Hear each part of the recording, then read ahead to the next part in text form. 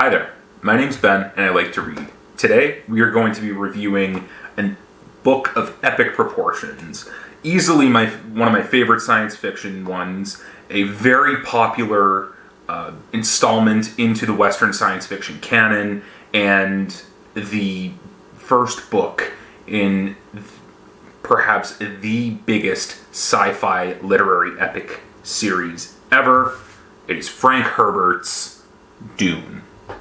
Now, a little bit of background about Frank Herbert. He was an author from the United States. He took journalism jobs fairly early, and he wrote Dune in the 1960s. I think it was 1965. It was first serialized in a magazine, and he got apparently, according to him, he received the inspiration to write the book where he was writing an article. I think it was taking place in Southern California, and he noticed these sand dunes and these small little small vegetation that was sprouting up from it, and that gave him the idea to essentially of Arrakis, or the planet Dune. So we have a lot to cover here. I'm going to delve a little bit into the lore, a little bit into the characters. So this is probably going to be a little bit of a longer video. I'm going to try to keep it as short as possible.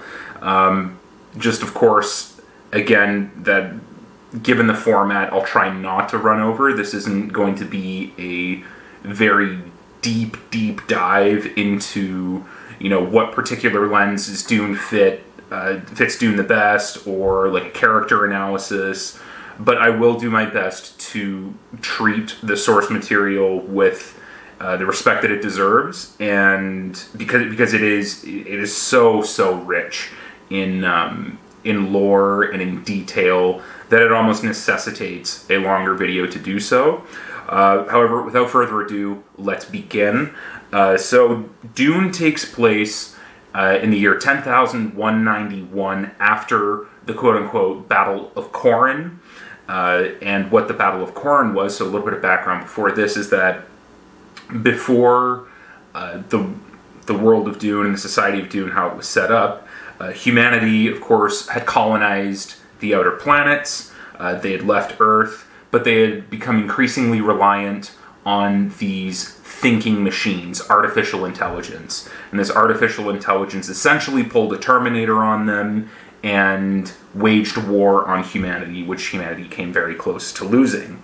However, at the final Battle of Corran, the human leaders who managed to rally their planets united and decisively defeated the machines and reorganized society into this quasi-feudal planetary system, whereby the commander of the human forces would become the new Padishah emperor, so the emperor of the known universe, and the noble families who had assisted him would rule their respective planets in his stead as feudal lords. Now, the reason why this is important to go into this backstory is because this event helped to shape not only the society, but also the technology that they would have. Dune is very, very unique in the sense where there's not a whole lot of, there's no robots helping people out. And the reason for it is because after the Battle of Corran, the conclusion of the Butlerian Jihad, there was a ruling which essentially said that no one can create a machine in man's image, which led to a near total ban, or an actual ban, on any sort of thinking machine. So no computers, not even really calculators, no artificial intelligences or anything like that. They still had technology in the sense where where they had personal force fields, where they had motion sensing lights, everything like that, or voice activated technology. However, with regards to actual processing power, they didn't. All of that was forbidden. Also, what happened during that time is that the humanity's different faiths essentially were fused together into the syncretic, new human religion. And their book, The Orange Catholic Bible, there you go, this sort of fusion between Protestantism and Catholicism, ends up incorporating a lot of Protestant, Catholic, Jewish, Muslim, Hindu ideals to essentially, it picks and chooses a bunch of them all. But that's that's sort of the new religion that happens within there. Going back to technology, this is, again, because of the lack of artificial intelligence as well. You're probably thinking, okay, well, how the hell will people get anything done? How are these, how is interstellar travel possible without, something that can compute and can read, can collate these massive forms of data? Well, there's a new species of human called mentats, and these are human computers. These are humans who have managed to take their brain's processing power to such a level that they are more accurate than a computer in most cases. They can do complex calculations within seconds. They're very, very useful as advisors and as administrators, and many of them serve not only the emperor but also the other different great houses in the Dune universe. They also have this drink called the Juice of Safu, which helps to boost their cognitive functions, I should say. But at the cost of it is highly addictive, and it leaves red stains on your lips. Now, balance of power. As we stated, it's now a quasi-feudal.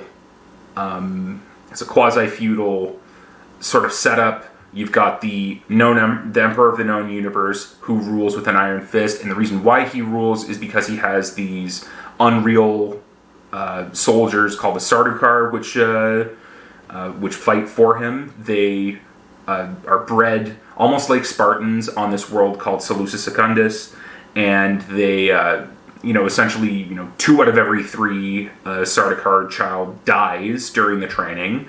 So the ones that do end up surviving are battle hardened, and they're extremely feared throughout the universe. So that's where the Emperor draws his power from. However, he's held in check by the power of the other great houses. So if all the other planets combined got ganged up against the Emperor, and I should say, I haven't mentioned this, all of these planets have atomic weapons as well, and there's a general ban against atomic weapons, just because, again, it's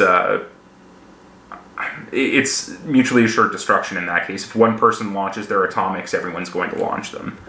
So if all the other houses ganged up against the Emperor, then yeah, sure, it would be really easy. They would think, okay, why doesn't this happen more often?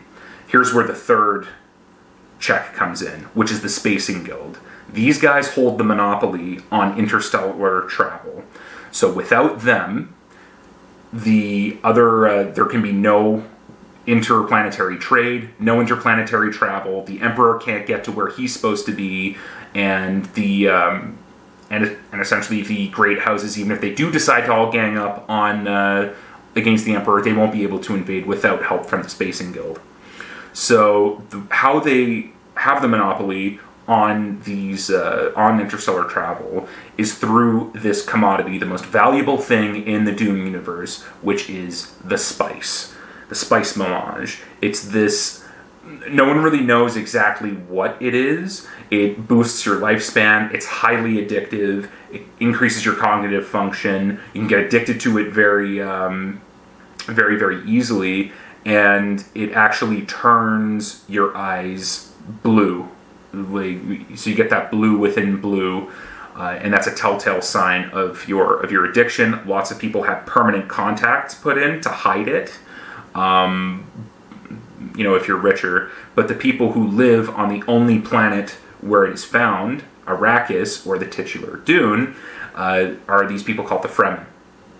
So very much like the Sardaukar, they're used to extremely inhospitable environments. There's no water, no greenery on this desert planet, and there are these giant sandworms which defend the spice fields. So, of course, naturally, whoever controls Arrakis controls the spice, makes a bunch of money, and can essentially facilitate, interstellar travel and whatever. So it's a very, very important place. But the Fremen themselves, they're reclusive. They keep to themselves because they have their own terraforming project. They want to make sure that they want to turn Arrakis green. And so that's why they're save their water. They even have these technologies called still suits, which allows them to waste no more than a thimbleful of water a day if kept in good working condition. Very, very disciplined and tough people. So that's a lot of background. I'm going to jump a little bit into... Oh, of course, I completely forgot. The Bene Gesserit. So they're another power player. They're a religious order of these women who have been manipulating genetic bloodlines in order to produce something called a Kwisatz Haderach, which means the shortening of the way. So what the Bene Gesserit are, they have these highly intuned senses. They're able to read micro-expressions even better than a mentat can. They can change the enzyme balances in their body through specific breathing techniques. They're so in tune with the feminine side of their psyche, they can choose whether or not to bear sons or daughters, depending on the breeding program. But they're, of course, unable to access the male side of their genetic memories. They have access to the full female side, which is why they want to create the Kwisatz Haderach. The Kwisatz Haderach is a male who's going to be able to unlock the secrets of that genetic lineage for both sides. He'll be able to see both male and female, and he is essentially this super being who will be under the control of the Bene Gesserit to, bring about a new age of prosperity for humanity. So there's a lot of stuff at play. As you can tell, the world, the setup itself, probably spent a really long time speaking about, just because, again, this world has been developed so richly, and we haven't even gotten to the plot yet. One more thing that I will focus on is it is hopping back a little bit to technology, in the sense that because there's no computers and because there's no because now people have personal force fields, they do still have guns. However, plasma guns, when they come into contact with an energy shield, they will create cataclysmic explosions, which means that guns are usually only set up on aircraft, such as, like different fighter jets or the big planetary frigates. So, how do people fight, you ask? Well, blade combat has come back. So there are, the art of fighting hand to hand is essentially the way that our technology has developed. So you'll have, two people with energy shields on, and they'll be going at it. You might say, okay, how do they end up killing each other if they both have energy shields? Well, the thing is, with these energy shields, a slow weapon, a slow knife's edge, will be able to penetrate it. But if it's all very, very fast, it'll just skim off of it, which is why they've developed technology which will, let's say they have developed certain projectiles that can, that will slow down and bore their way through the shield, but mostly it just remains hand-to-hand combat. So anyway, that's enough of the background. Where does the plot start? So, the main character of this book is a boy by the name of Paul Atreides. He is the heir of Duke Leto Atreides, who is the ruler of this planet called Caladan.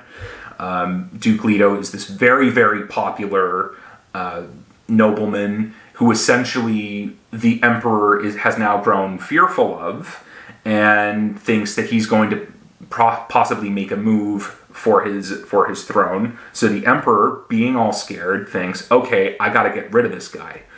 Who better to help me out than Duke Leto's family's mortal enemy, Baron Vladimir Harkonnen? Now, the Atreides and the Harkonnens don't get along in this has been going on since before the Battle of Corin, so more than 10,000 years.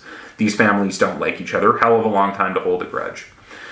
So what the Baron Harkonnen and the Emperor devise a plan. They're going to say, okay, we are going to give Duke Leto control of Arrakis. The Emperor will order him to take control of the fief, and then while he's there, we are going to do a surprise attack on him. The Harkonnens will do a surprise attack on him with the help of the Emperor Sardaukar, and we'll finally be rid of them.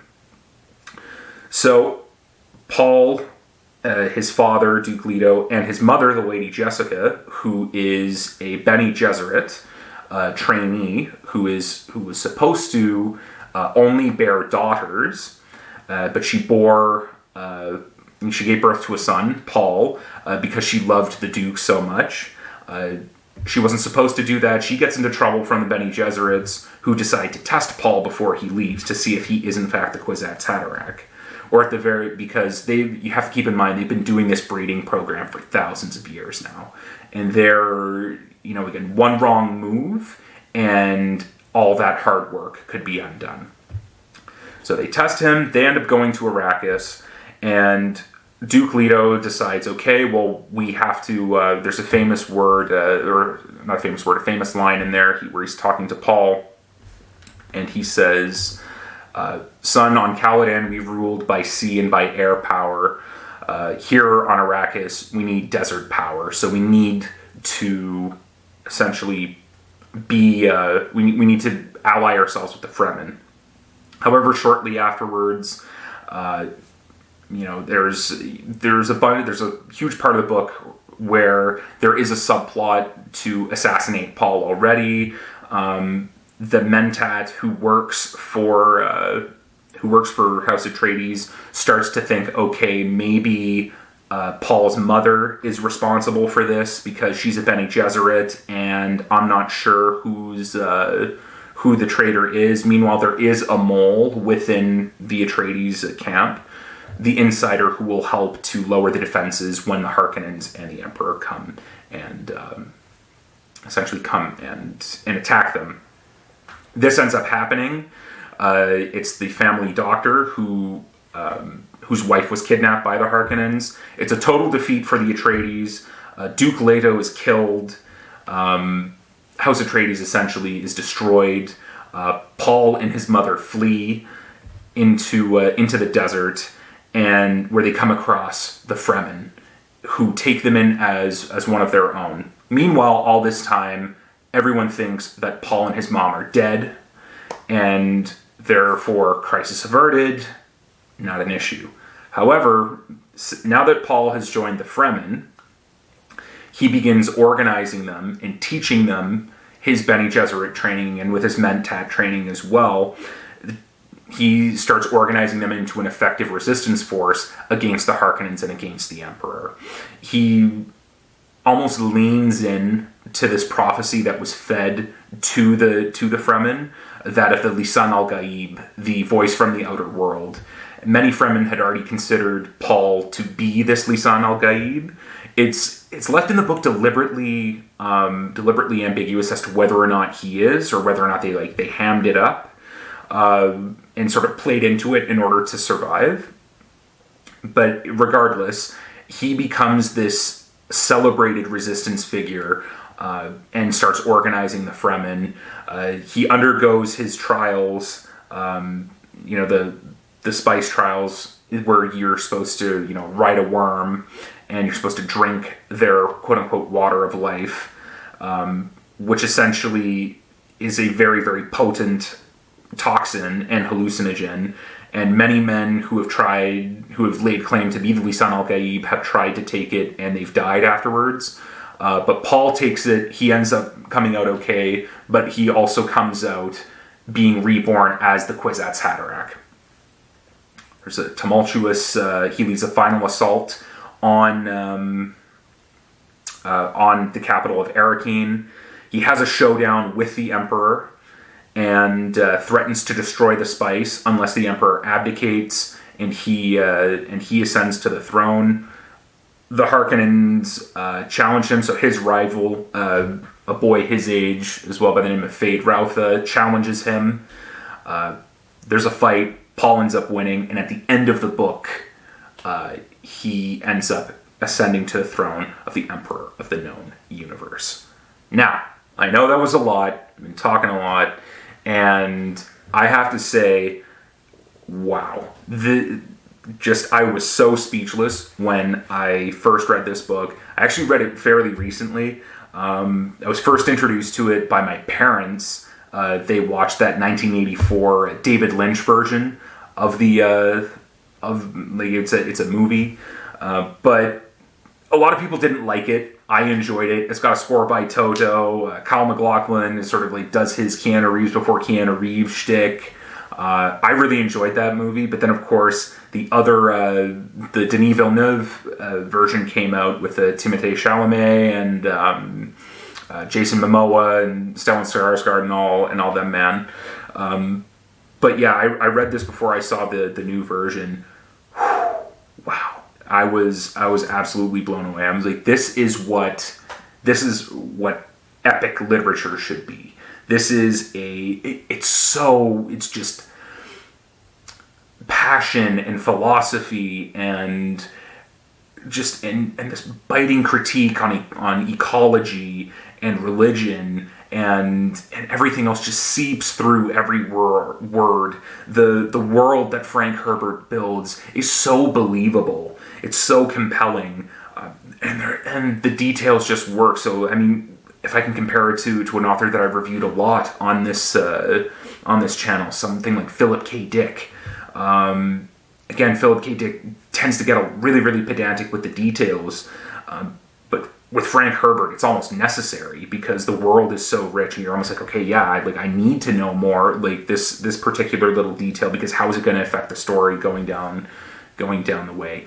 The political intrigue in it is second to none. I mean, Game of Thrones wishes that it had political intrigue like this.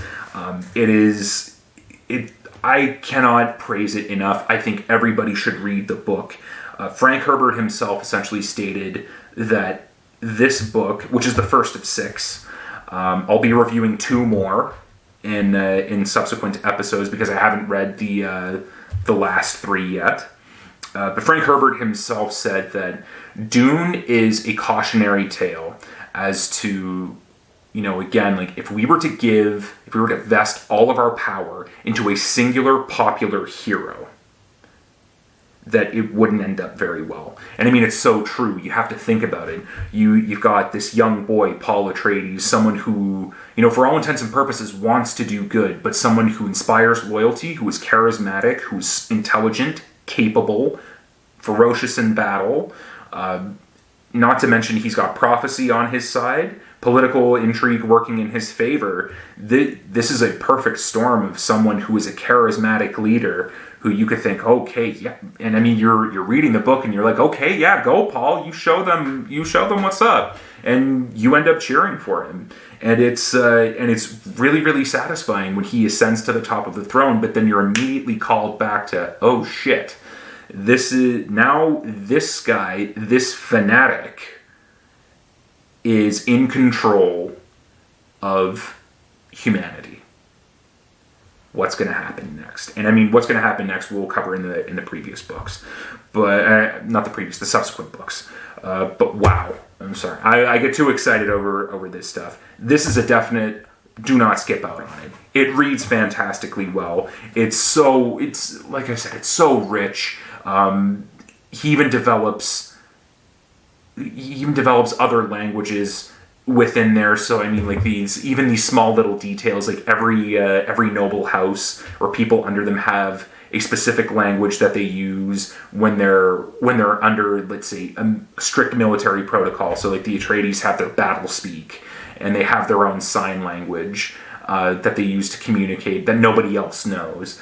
And the Fremen have their philosophy, and the Harkonnens are just so damn evil. And the Baron, what a character! He essentially looms large over the rest of the book series, and he just casts such a shadow, and it's just so devilishly and impishly malevolent. And just like well and truly as terrifying of a villain in literary sense as I've ever seen, as I've ever read. Mixing up my words here, I get too excited. Yeah, you cannot skip out on this one. Do not skip out on this one. You should not skip out on this one. Call your wife, call your father, call your mother, call your side hose. Read this book. I don't care what anybody else says. I don't care that it's 900 pages long. You're going to have to suffer through it. You're going to suffer with me, because this did not feel like 900 pages. After I finished the last page, I said, I got to continue. I need more. It ropes you in, and it doesn't let you go. It is such a compelling read, and it is truly unique in the sci-fi world. And for that reason, like I said, call everybody you know, watch the movies, read the books, and I have no doubt that everyone will enjoy it. And there is a huge fan base for this series already, so people do enjoy it. But yeah, I can't heap enough praise on it. So if you've read it, please let me know what your thoughts were in the comments below. If I've done this absolute majestic novel any justice. If you haven't read it, but if this review has convinced you to pick it up, I'm happy for that. Go pick it up, read it, and then let me know what your thoughts were in the comments below. Thank you so much for watching.